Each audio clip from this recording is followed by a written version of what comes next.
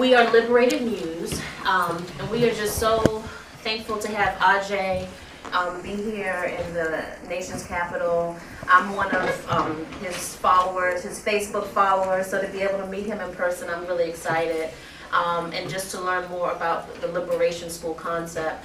I'm an educator, a writer, started Liberated Muse in 2008, and as a collective, we tour regionally to present different types, multi-disciplinary arts presentations that have some type of educational merit to them. Today we would like to present just excerpts of some of the pieces that we've presented over the years. To all of the singers who think they are the only ones who can sing, call themselves the next big thing, who think their new single is the hottest, that they are the next R&B god or goddess, that can't write a song but always demonstrating vibrato, confused screaming with emoting, and call random things legato. This poem is not about you. To all the over 30-year-olds still trying to get your rap deal, focused on lyrics that brag about your sex appeal, still debating folks about the greatest of all times, still referring to women as wifey and dimes. This poem is not about you. This poem is for the teachers I know, who use music to teach and groom minds that thrive on creativity, cultivating an engaged classroom. Connecting rhythm to Shakespeare and Tupac to Poe. This poem is for the artists who are teachers, the people I know.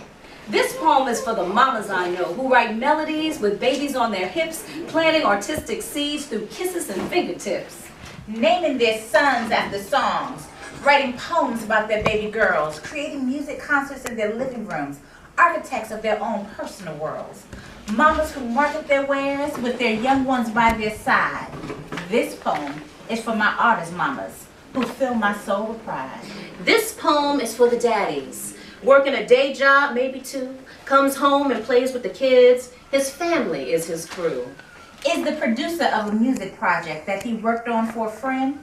Didn't get paid for the track, but got producer's credit, and he'd do it for that friend again. For that dynamic daddy who's an artist, working for the man to feed his tribe, where the home front with his family and his studio with his music is where he feels most alive. This poem is for my arts family, my culture collective, my kindred spirits, my creativity tribe. This poem is for the music makers, the poets, always lifting up the vibe. This poem is for the day job workers, homeschooling mamas, freelance hustlers, balancing their art with their commitment to their families and their soul. This poem is a reclaiming, a spiritual blessing of the spirits young and old, who collectively maintain our culture, don't give in to the highest bidder, aren't in it to hand over to culture vultures or proclaim themselves the biggest winner. Those who know that art is a reflection of life, of the truth, of the present, of history. This poem is for the creatives, our world's true revolutionaries.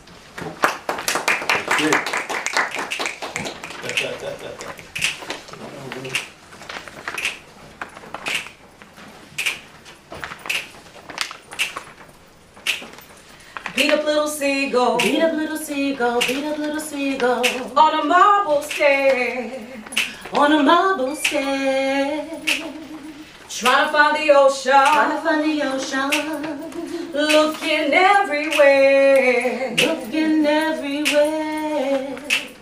Hard times in the city, hard times in the city, hard times in the city, in a hard town by the sea, by the sea.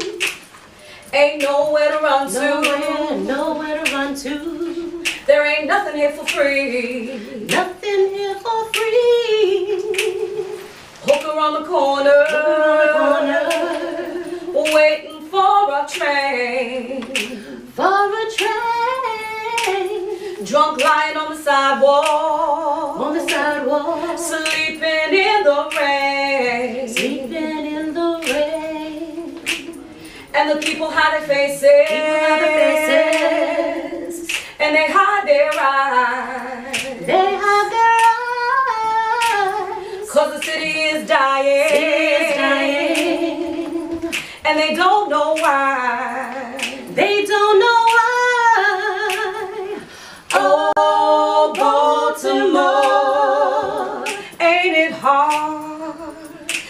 to live. Oh, Baltimore, ain't it hard just to live, just to live. Brothers, come on in and sit down. Please make yourself at home. Every day is a moment of clarity for the melanated folk.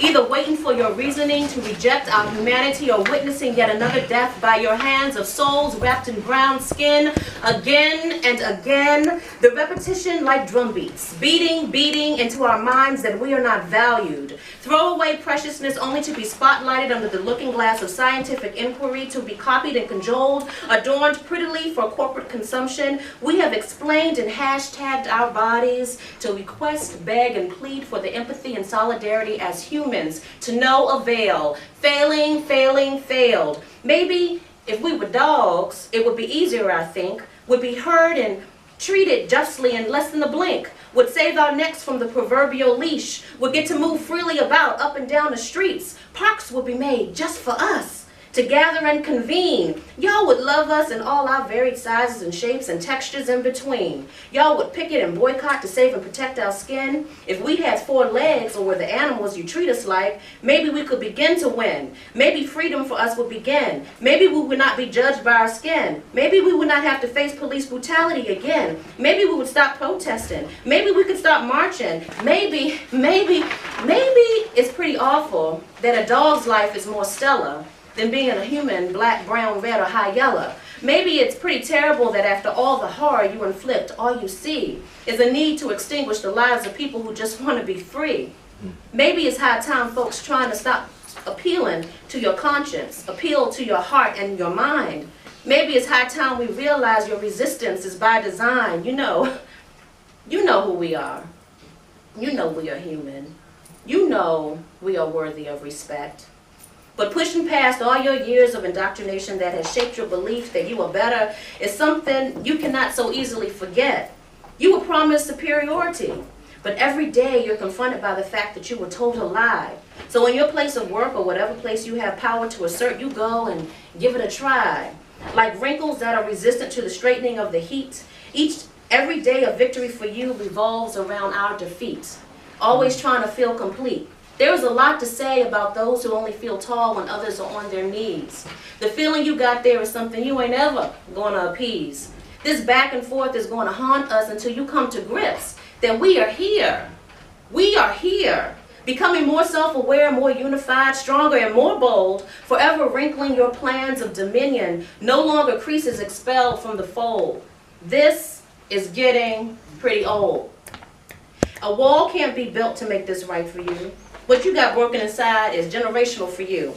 This mediocrity you are confronting is what is hurting you. This failure to face the truth is what is hurting you. This false reality you keep trying to make real is what is lying to you. So wake up. Your dreams are hurting us all.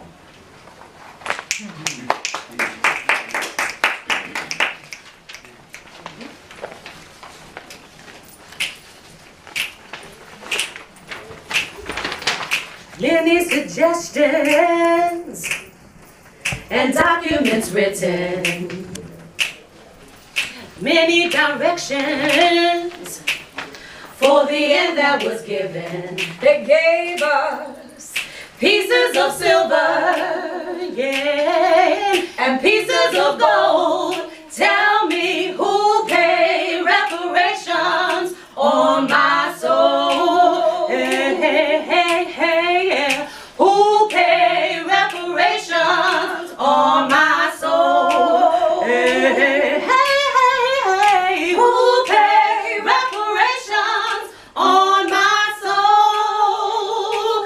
Hey, hey, hey, who paid reparations on my soul? Sing it one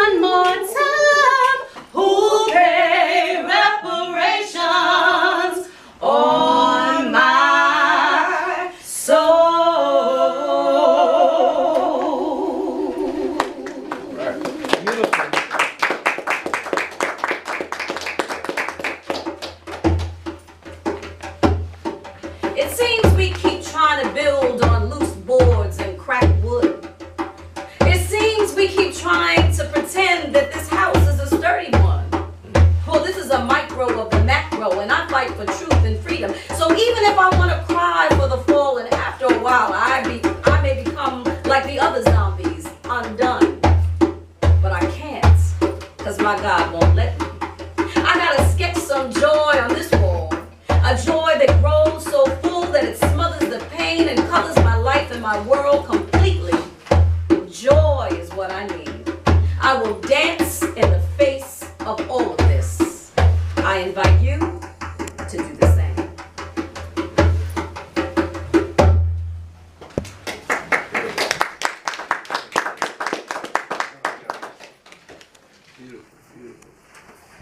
Michael Brown, Amadou Diallo, Nisha McBride,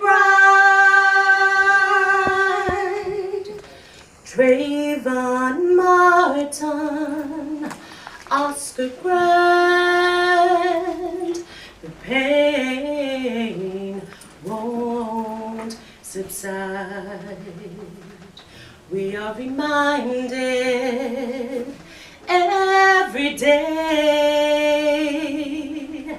The names, the faces change, the actions stay the same. Black men, black women gunned down,